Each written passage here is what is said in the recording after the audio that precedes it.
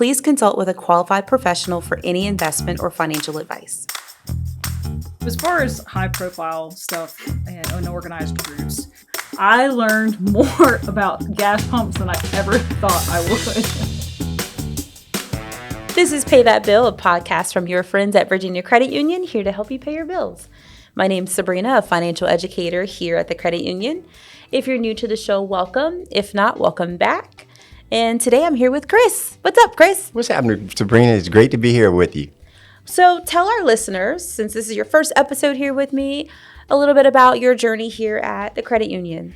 Well, Sabrina, I've been with the credit union almost 30 years. I'm a financial education program manager. I used to be a branch manager, held some other different roles. And I know what you're thinking to yourself. He's been here 30 years. He must have started when he was 5 years old. A dinosaur. Oh, wow. Okay.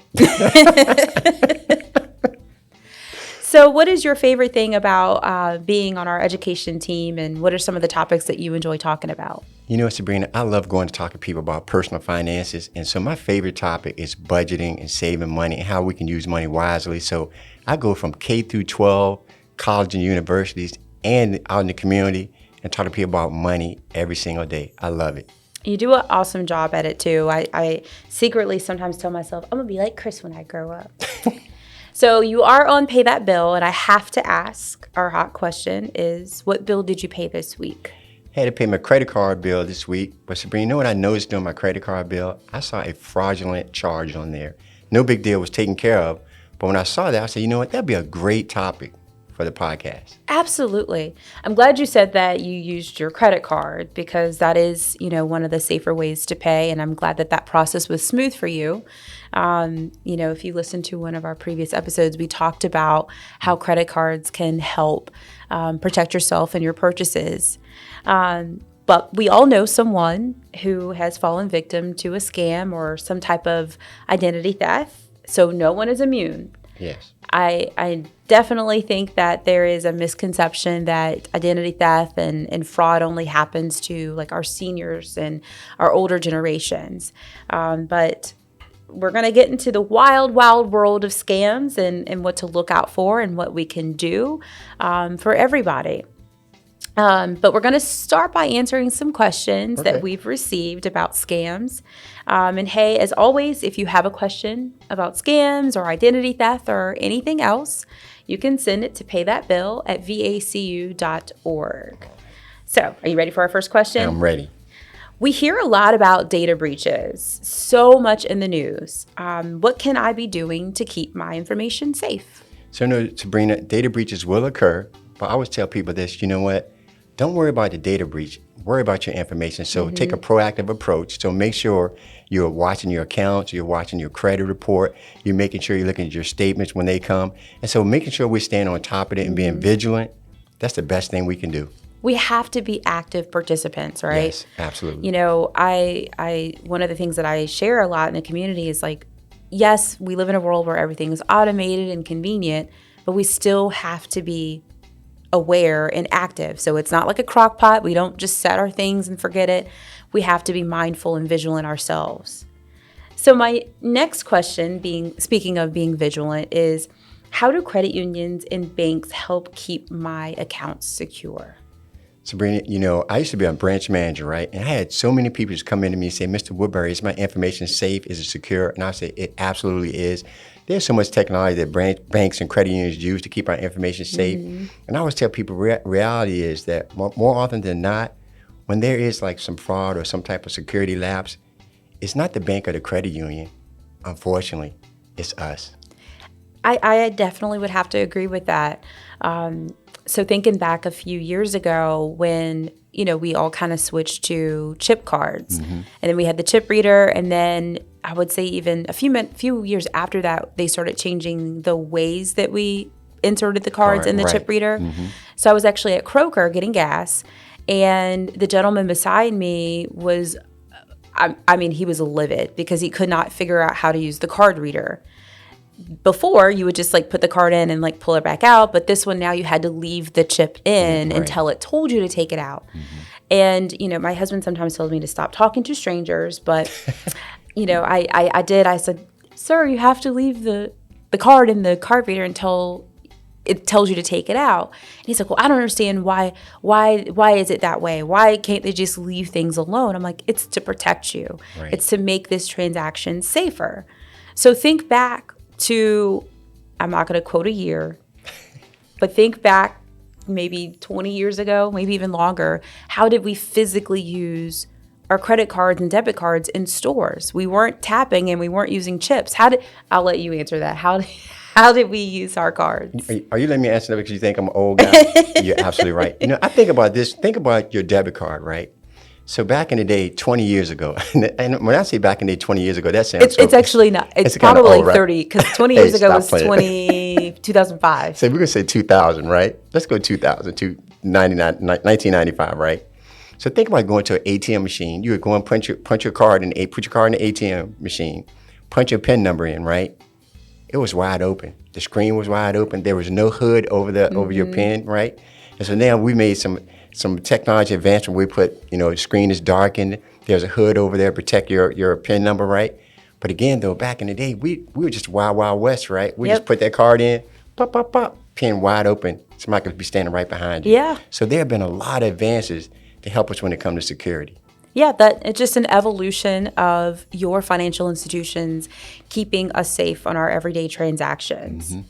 So my next question is, I'm financially struggling or I'm not, wealthy. So does it really matter if I get scammed or if my identity is stolen? Absolutely. Because you think it from the financial standpoint and you say, well, I'm already struggling. They're not going to get anything, right? But know what they're getting? They're getting your ID. Mm-hmm. So think about this when you think about you going to apply for an apartment or you're applying for a job. And if your ID has been compromised, that can actually impact you from probably, you may not be able to get that job, you may not get that apartment. So can it have a negative impact on us? It absolutely can. Yeah, and it takes a lot longer to recover from it. Like identity theft can happen in an instant. And that's not to scare anyone, but it's just to be mindful of, let's be proactive. Let's do what we can on the front line so that we don't have so much work to do on the back end in case we are ever a victim. Absolutely. We have lots of stories and scenarios that we can explore and talk through.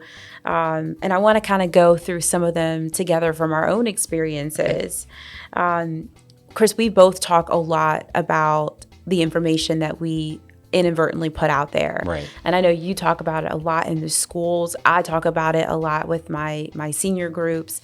But how are we putting out information into the world without realizing it? Well, Sabrina, think about this. We are a social media society. We love getting on whatever your platform is. We love getting on social media. And let me give you an example of what I saw this past weekend, right? Hey, everybody, it's my birthday. Oh, I'm so, you have my name. It's my birthday. Mm-hmm. And guess what? Because it's my birthday, my family's taking me out of town. We're going to Hawaii for 2 weeks. So on my social media platform, I just gave you my name. Mm-hmm. I gave you my birthday.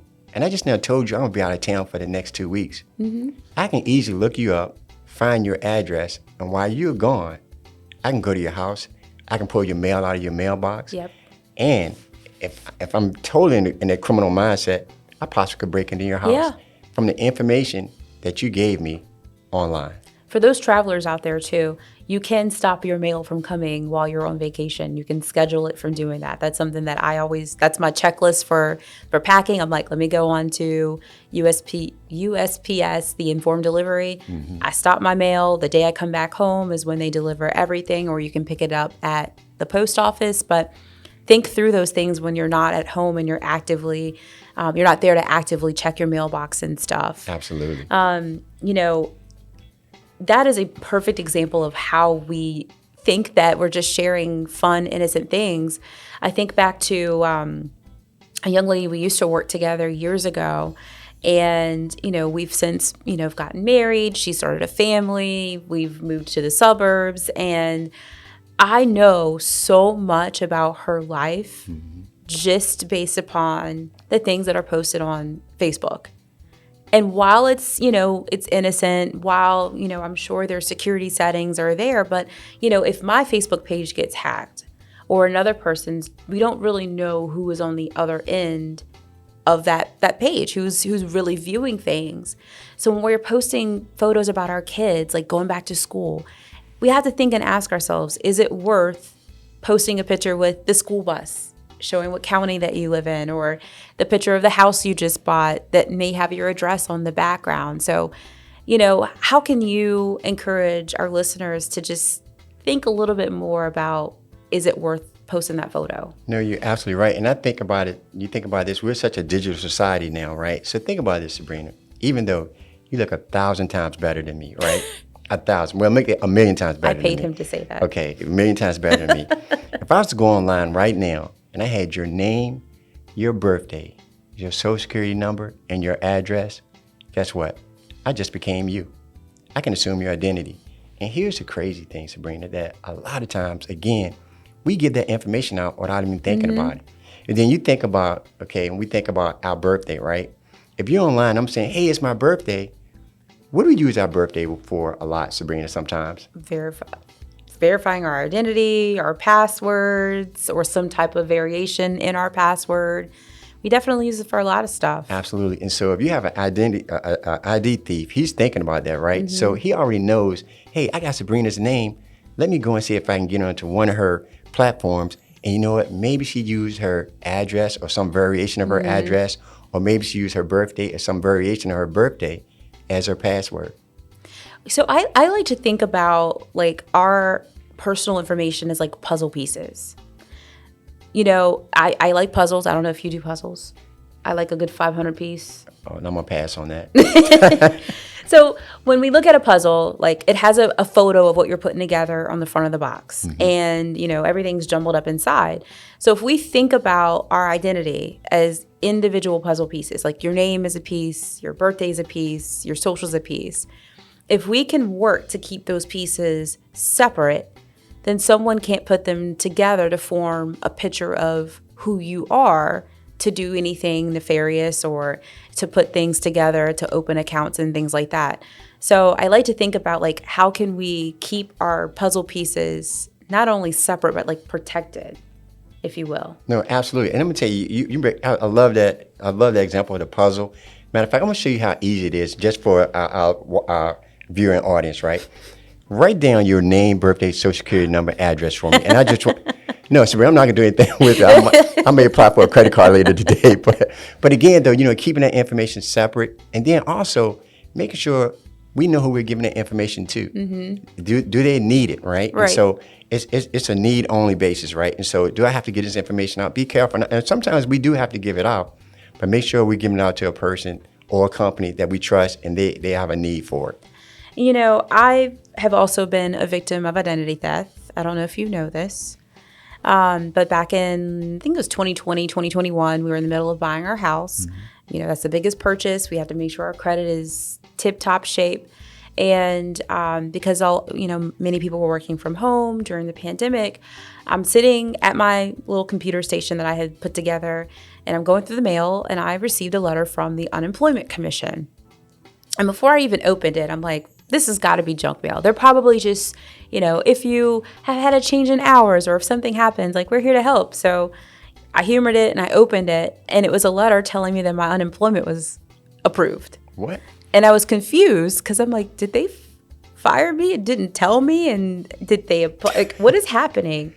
It turned out that my information, along with a couple of my coworkers, the place I used to work, I don't know if it was a data breach, but our information was compromised in a way where someone had applied for unemployment. They received a payment. I don't know who received the money. It was not me. And it took a little while to get that situated right in the middle of making my purchase of our home. So it can happen to anybody. So we just have to be mindful, and maybe we'll share some tips about how we can protect ourselves. Yeah, you know what, Sabrina? I remember back in 1999, you probably don't remember this, you're probably 2 years old or something, but back in 1999, it was in December, they were worried about when the calendar year turned to 2000 that computers were going to crash. So there was a lot of information in the news and the media about protecting your information, making sure you're backing up that information. I had this nice lady come in. She was an older lady. She came into my branch, and she had all her information about her accounts, her passwords, account numbers, you name it, insurance policies. And she wanted us to verify all the information because she was going to send us to this company to back up her information. Of course, it was a fraud attempt. And so we prevented that from happening. But I thought about all the people who would give that information up, Yeah. right? Including, at that point, my mom would have done the same thing. So we have to make sure, again, we're vigilant, we're keeping our information safe and protected, and we're not giving that information to anyone who doesn't have a reason to have it. Absolutely. And shout out to our frontline staff at the credit unions. They really are our front line of defense sometimes, Absolutely. especially when you have that relationship with your MSR, your branch managers, and they know you, they know the type of transactions that you do.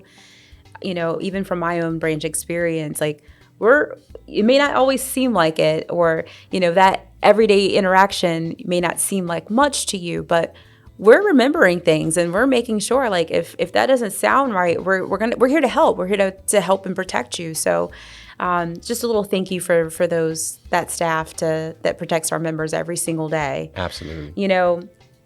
We talked about from the 1900s, if you will, and even in 2020. But, the evolution of things have really changed in the last 5 years, especially with AI. That's another thing that we have to be mindful of, because, we teach in our own classes, like, if the conversation seems a little odd, if, there's a lot of grammar mistakes, right, that's a red flag. But with AI now, they're using that tool like ChatGPT and stuff to make conversations flow a little bit better, to make sure that they're, relating to us a little bit better, so that we have our guards down, if you will, Oh, absolutely. And we're getting inundated with so many fraud attempts. I was thinking the other day we did the podcast today, I looked at my phone and there was a text message from the California Department of Transportation that I ran some toll in California on highway. I've never been on the highway in California, Sabrina. So again, we've been faced with this every single day. Every day. And, I try to remind those in the community, if one tactic doesn't work, sometimes they switch their method because they're still trying to get their ultimate goal. Think about the Easy Pass text that was going around here heavily in Richmond. Like, it evolved because once people caught on, right, they stopped falling for it. So they were like, oh, we got to switch it up a little bit to hopefully trip more people up. Right. So as we think about the scams and how identity theft can happen, what can we start doing every day so that we can take action and protect ourselves and be more vigilant in our everyday transactions? And I think for us, Sabrina, we have to take a proactive approach and be cautious and keep our information safe. That's the number one thing we can do. And then if something sounds too good to be true, probably it's not, but then we have to question it and then go to our banks, our credit unions, where we have accounts, and just verify that information. So again, we have to take a proactive approach. And we live in such a modern, like, busy world where we're rushing here and there to the other thing. We've really got to slow down, right? Mm-hmm. We've got to just ask ourselves, does this sound right? Is this logical? Would this person be calling me, asking me for this type of information? So how can you tell our members and our listeners to slow down a little bit? You know what? We have to. And again, we live in a fast-paced society. You're absolutely right. But just slowing down and taking our time. And you know what? Taking our time, a moment of pause to ask that question. Is this right? Let me make sure I verify and confirm before I do anything. So a few moments ago, you asked for my name, date of birth, and social security number. I didn't write it down. Can you text it to me? I'll text it to you. But you know why I have some peace of mind? Why? Because my credit's frozen anyway. Okay, there you are. So tell our listeners a little bit about the benefits of freezing your credit if you are ever a victim, but how it can be a great way to be proactive in protecting yourself. And that's such a great point. So when you think about freezing your credit, it doesn't allow any credit activity on your credit report. So again, you're freezing that credit. And here's the thing: we always tell people when I'm out in the community, I always tell people, if you have a child that's 18 or younger, or actually 17 or younger, right? They can't enter into a contract, Sabrina. So why not freeze their account, right? So there can't be any credit activity or fraudulent activity, right? But then also, you have an older parent or grandparent, if they've got past the years where they're not going to apply for any credit at all, why not freeze their account as well? Absolutely. I mean, we're not applying for things on an everyday basis. We're not. And it's not as inconvenient and complicated as one would think. I think back in the day, you would have to call and Right. wait on hold. Now, a lot of the credit bureaus, I think all three of them have apps where you can log into and quickly freeze or unfreeze it. Absolutely. It gives me peace of mind knowing that because my information has been compromised, that I can go to sleep at night knowing that if someone tried to apply for something, they're not able to, because I would have to go in and unfreeze it before obtaining any new product or service. Absolutely. So if identity theft does happen to you, you are not powerless. There are things that you can do. And the first thing you want to do is start by going to identitytheft.gov. They have a plethora of resources there to help you walk through that situation. They, give you an action plan and everything. So that is one of our favorite resources that we do offer. But before we do leave for today, there's just one other quick thing that we wanted to share with our listeners. We've talked so much about identity theft and scams and how it's happened to us and how we've personally helped our members. But we do have a friend of the show, Hannah Babcock, and she sat down with Detective Betsy Van Patten to get her perspective on protecting yourself and your information. I have heard wonderful things about Detective Van Patten. She apparently has done some incredible work in her career with protecting and investigating identity theft and scams. So I'm excited to hear what all she has to say about it. But before I send it over to them, Chris, thank you for sitting down and chatting with me and sharing your expertise here on the show. Sabrina, it's been a pleasure to be with you. I hope you invite me back. I will, for sure. All right. So thank you for listening, and we'll send it over to Hannah and Detective Betsy Van Patten.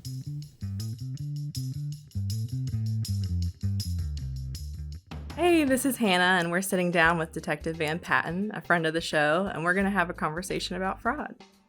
Welcome to the show. Thank you, Hannah. I appreciate it. Yeah. So, you've spent more than 2 decades investigating financial crimes. You've seen a lot, from check and credit card fraud to multi-state skimming operations. What drew you to this kind of work, and what keeps you passionate about it after all these years? So it's really a sad story. The way I got into fraud was because that was where the opening was for investigations. Nobody ever wants to work fraud. It's kind of interesting in that manner. It's lots of paperwork and lots of hunting down things. And for some reason, people don't like that. So I got introduced into it and started working it, and just found that I really enjoyed just working those types of cases and finding the people and, helping my victims get their money back and, potentially hold people accountable for the things that they're doing. And I really think differently than some other police officers, in that I feel there's a certain customer service aspect to police work, and I hold myself accountable to trying to solve their cases and hold the people accountable for the offenses that they did against these people, because money is tight these days. Expenses are high, so people don't always have money to replace things that are taken from them. So if Absolutely. I can at least help them feel some satisfaction, it helps keep me passionate about what I'm doing, just to help them out. What makes today's scams more dangerous or harder to spot? When I first started, we had a lot of the same type crimes. There's a lot of the same type scams. Publishers Clearinghouse, it has been around forever. And back then, it was still here. It was just handled a little bit differently because of technology. Those were initiated through mail and phone calls back in the day. Obviously, that's changed in this day's technology with all of our internet usage and emails and text messages. We've really seen a transition to those kind of devices. Back then, when I first started, we really worked a ton of forged checks or simply bad checks written to stores. One of the biggest things we battle right now is spoofed phone numbers. And this is a huge problem because people are getting phone calls that they believe are truly these financial institutions or doctors' offices and whatnot, and they're providing some information to the person, making it believable. And that is definitely something that's making them a lot harder to spot, because the person believes that they're actually getting a phone call from them. Kind of lets their guard down. And then they end up sharing information that they maybe would not have otherwise shared if it wasn't coming from a number that looked like their institution. Emails, much more sophisticated. In regards to emails, AI. I know that's the big question everybody's got about AI. Yeah, definitely. So the things that we're kind of seeing with AI in regards to emails is they're better able to write their emails. So back years ago, we could spot the fraudulent emails because they usually had some bad grammar in them. Sometimes people didn't catch it, but usually there was some sort of bad grammar. You could read it and you would know. Now AI goes in and fixes all of it and makes it sound very believable, legitimate. I think that's definitely one of the dangers that makes things hard to spot. So you've been involved in some high-profile investigations where you've stopped organized groups from stealing thousands through skimmers and cloned cards. Can you walk us through how these operations typically work and what everyday people can look for to protect themselves? And Hannah, this is where our friendship begins. So we worked together a lot over the years, for sure. And so as far as high-profile stuff and unorganized groups, I learned more about gas pumps than I ever thought I would, inside and out. I was very fortunate to have kind people to teach me. I was able to work with Secret Service, and they were helping me get up and going. And the crazy part about the gas pump skimmers was there was not something external that could be seen for people to even know that there was a gas pump skimmer. They were actually opening up the pumps and putting these devices on that were taking the card numbers as the customers were sliding those numbers. And they would process like normal, so they would be none the wiser until I get the phone call from any other banking institution, numerous calls from you saying, I think we have a skimmer. So I would go out and I would actually check the gas pumps to see if we could locate those devices. Those were big. The ATM skimmers were big. As far as organized groups, and then these cloned cards that they create from, because that's ultimately what they do. Once they get those card numbers, they were taking the numbers and then programming them onto those magnetic strips, and then able to use those in all the different stores in different ways. The ATM skimmers, again, it's a device that's stuck deep inside the ATM to where these customers, again, don't even know that it's there. And the other things are the point of sale skimmers. And I'm seeing a rise in those again. And I think it's simply because all of these, they hit so hard with the gas pumps and with the ATMs, which the ATMs are still there. Oh, yeah. But they're now trying to transition over to something that's readily accessible for them to use, and relatively undetectable. The point of sale skimmers just literally go right over the machines that we use every day at pretty much every retail store. Oh, yeah. So it makes it, and they're not done by the locals. Of all the cases that we worked together and that we were able to solve, most of the people that we ever caught were foreign nationals. So it makes it definitely a lot more difficult to work those cases. Are you seeing more like Bluetooth devices, or is it still like an implant in the machine? Point of sale skimmers, that they're overlays that they're using, we've seen both apparently. They've got the Bluetooths where they can connect to it to retrieve those numbers. And then they also will go in and remove the device to get the numbers off of them. With the Bluetooth, they have to be relatively close to actually get those numbers off of it. So they'll be somewhere close in the store or maybe out in the parking lot, depending on the quality of the equipment and how far they can actually pick it up from. The way that they go about that, they'll go in and the device really just it looks just like whatever device they're targeting. So everybody knows some of them are a little bit different. So they'll plan ahead for the specific devices. I think certain stores use the same devices. So they know, okay, we're going to go hit 7-Elevens. I'm just throwing something random out there. We're going to go hit the 7-Elevens. They do their educating and studying, and they get the devices that they actually use, and they make the overlays for those specific devices that are used by those locations. So it's very organized. And I know that when we had the gas pump skimmers, that they were practicing these events. They told us in some of the interviews that I was able to conduct that they're training and they're learning how to do these. And we even had they were making fake ATM faceplates. Yes, yep. And the one guy even told us, like, look, he wasn't trained. He wasn't allowed to do it in the daylight. He was still learning, So it's very, very organized by them. They may pick them up, and they range. They're all different, and depending on which groups. Like they may pick them up within a day or two, or they may come back within the same day, just later in that day. So that's just flexible depending on the group and what kind of equipment that they're actually operating to get the information back. Yeah. I know, especially during our time together, you arrested defendants from as far away as Florida, Las Vegas, and as you just said, different countries who were operating in Virginia. What do these cases teach us about how organized and far-reaching these fraud networks, so to speak, have become? I would say, so they've always been, kind of far-reaching. People have always traveled to commit crimes just because being detected is so much more difficult. Being identified is so much more difficult, which is why they're still doing it today. Mm-hmm. Yeah. Because the success rate without getting caught is so much easier or so much higher. So while technology that we talked about earlier hurts us because they're much more sophisticated, it also helps us because it's now provided us tools to be able to use to help track them and work together with other law enforcement agencies. And even in the almost 10 years that I've been back doing fraud, the technology has developed for helping law enforcement and communicating and being able to share information amongst each other to help track these groups. So I think that the groups have always been there, but we're getting better and better at being able to track them thanks to technology. And cameras are everywhere. So that's definitely to our advantage. If I don't get a picture of you in a store, I may get a picture of you even somewhere else to help out with the stuff.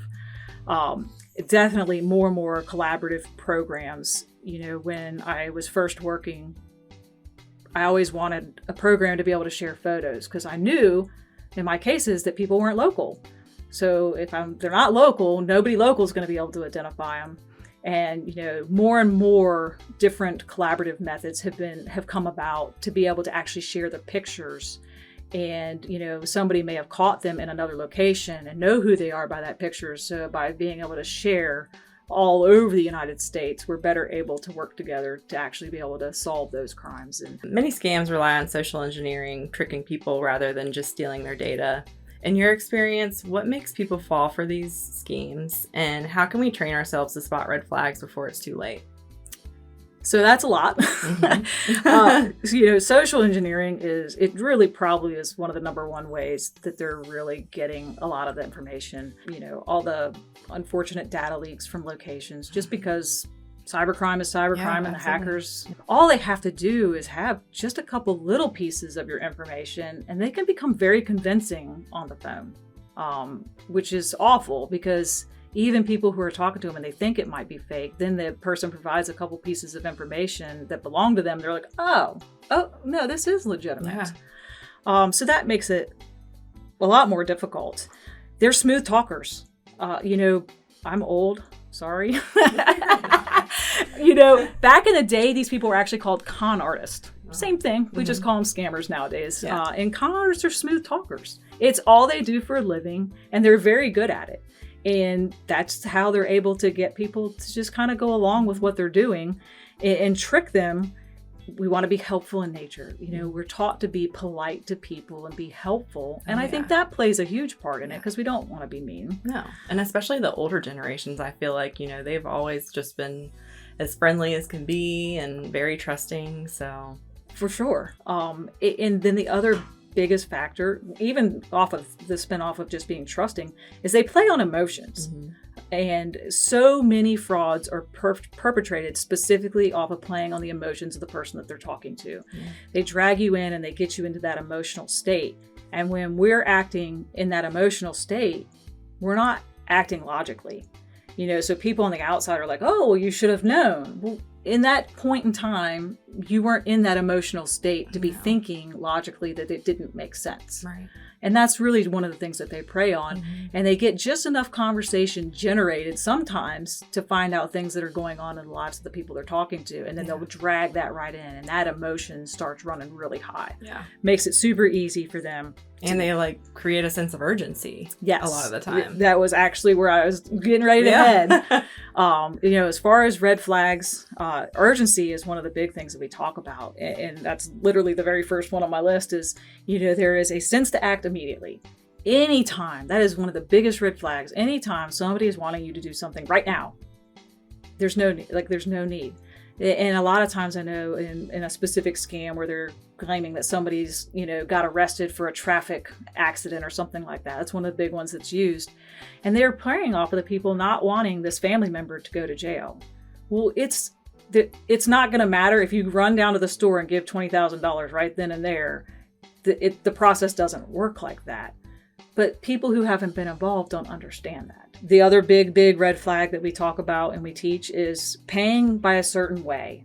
If they are directing you to pay specifically, and our big red flags, gift cards and Bitcoin, those are the two most guaranteed to be a scam methods of payment. Absolutely. They will also draw cash out. Gift cards, we should never be giving gift cards to anybody who is not somebody that I directly know, family member or anything like that. No government agency is ever going to be paid by gift cards. The IRS is not going to collect your taxes by gift cards. They'll solicit just being a friend sometimes, even on the internet, to get people to send them gift cards. So anybody that's wanting a gift card from you and wanting you to send it by a photo to them is bad. And the worst part is we can't track those down. There's really not a lot we can do with them when they're purchased, because they'll sell them on third-party sites, making it difficult to be able to figure out who's actually involved. And then the Bitcoin, the worst part about Bitcoin is once it goes to that ATM, even if they retain like the wallet number, being able to follow that money, it's open. You can follow that money all the way through and see where it goes, but you have to have special software and information to be able to obtain whose wallet it is, what company it's even with. And often those lead to dead ends to where we can't get the money back, even large amounts. I had a $2 million case that a federal agency did help me track. $2 million, and it went into a company that wasn't going to be helpful. So it was overseas. There was nothing that could be done. So Bitcoin is a big no-no with and gift cards. Those are probably the two big red flags on other payment methods. Mm-hmm. And then one of the other big red flags was if they're telling you to go get money and they're telling you to give the bank a different story about why you're getting the money. Red flag. Red flag. If you're going into the bank to get money to send to them, but they're telling you to tell the bank that you're doing a remodel, that's a big red flag. If they're telling you to tell whoever a different story, and then or even just don't tell anybody. It's a secret. Those are big red flags. Like there should be no reason that you can't tell somebody about it. You work closely with financial institutions. That's how our professional relationship started. To give listeners a peek behind the curtain, what does that partnership look like?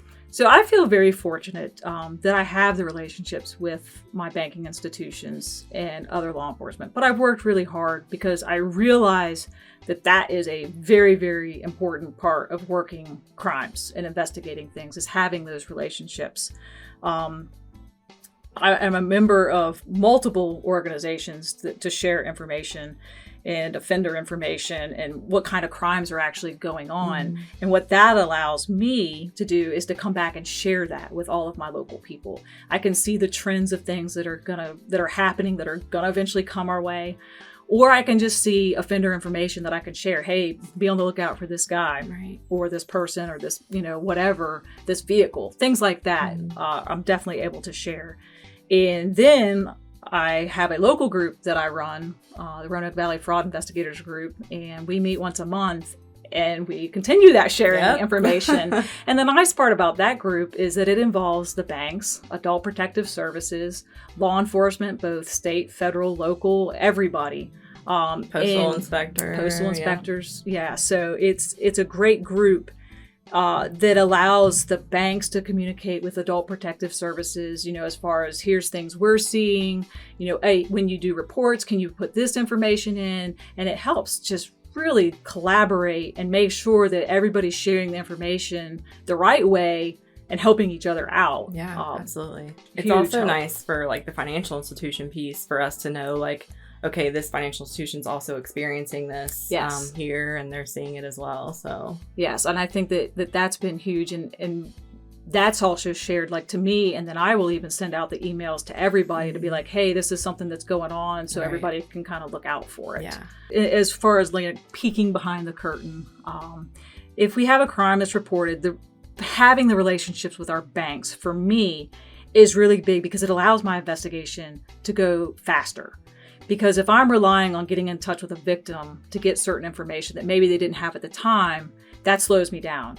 Having these relationships with my banks, I can reach right out to them. I can say, here's what we had, here's what was reported. One we commonly see is they don't have their credit card number. Their credit card will get stolen.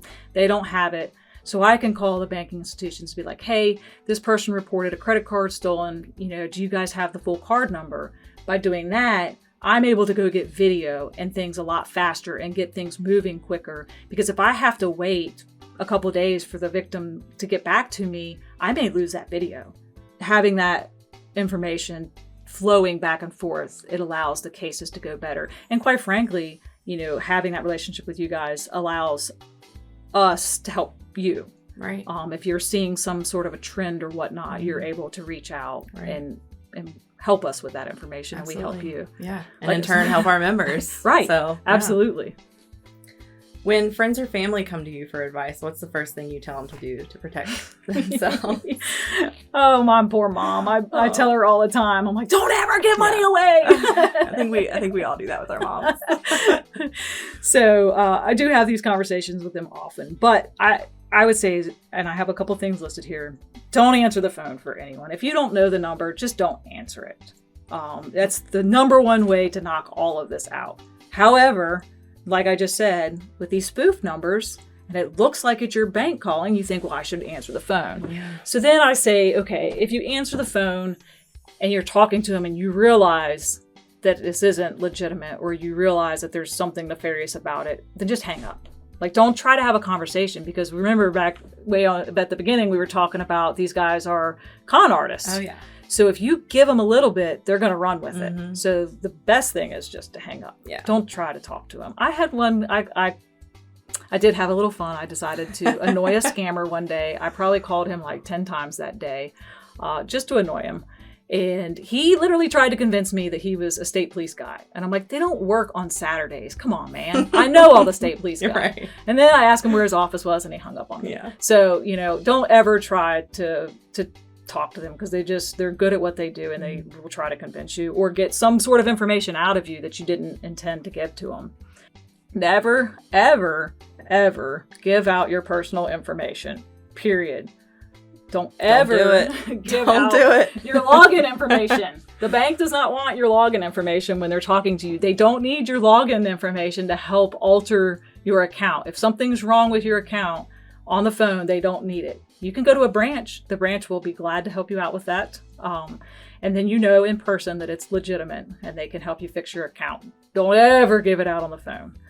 Well, thank you so much for taking the time to sit down with us today. We really appreciate you sharing your knowledge with us, and hope to see you again.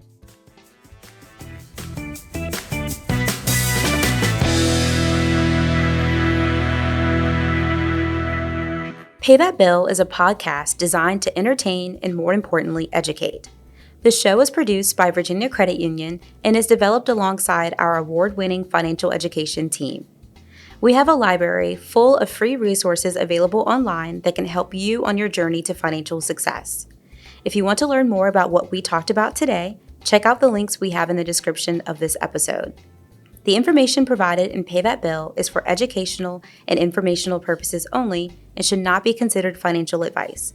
While we aim to share helpful insights and general strategies, every listener's financial situation is unique.